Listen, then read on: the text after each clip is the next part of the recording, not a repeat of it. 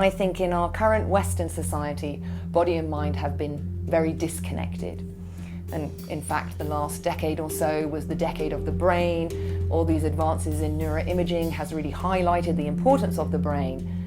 But somehow it's become disconnected from the body, which is a vital part of all the feedback mechanisms coming into the mind. So in the martial arts, what we're doing is we're learning to reconnect those two things.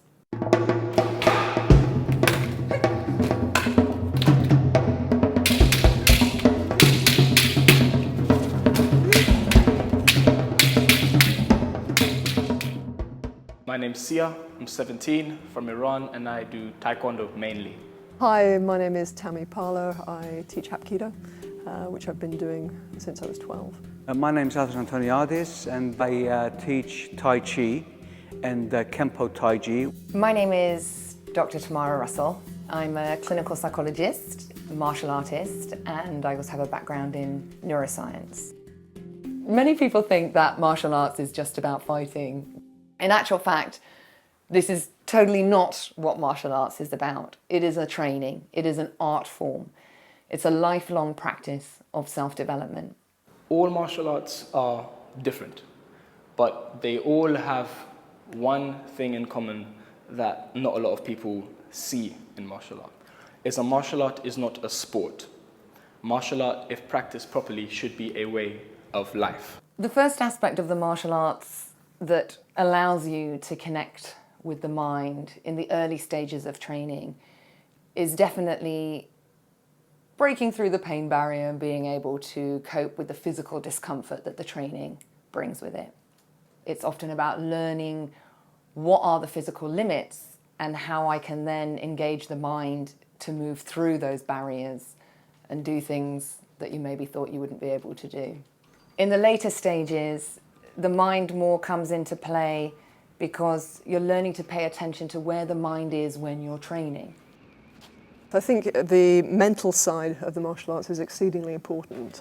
You can know thousands of techniques, be a great, big, strong muscle man, and be defeated in an instant by your own mind.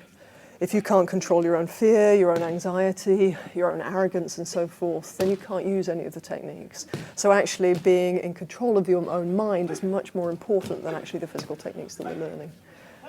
How we go about doing that is naturally through the class, through the discipline of the class. The yeses, the bowing and so forth. They learn to let go of their egos and to wake up to being in the present. What it's helped me do is actually just be present, think about now. I mean, if you can be in that state when you're fighting and someone's trying to knock you out, then if you carry that through to normal daily life, then you can deal with most problems. When I'm teaching Hapkido, when I'm practicing Hapkido, I feel fully alive. I feel nothing else exists. During the class you saw me with a big sword and the black belt with the small called thumb bottom short stick, and they were defending themselves. When that's happening, you can't think of anything else. So when you're faced in that situation, you have to turn on to the present. You can't be thinking about what I was doing at work or what I'm going to feed the kids at night. It's a totally present experience that you're in. In my work, I've been interested in using this type of body-based approach, mindful movement approach, to help those individuals who might be struggling to engage with traditional talking therapies.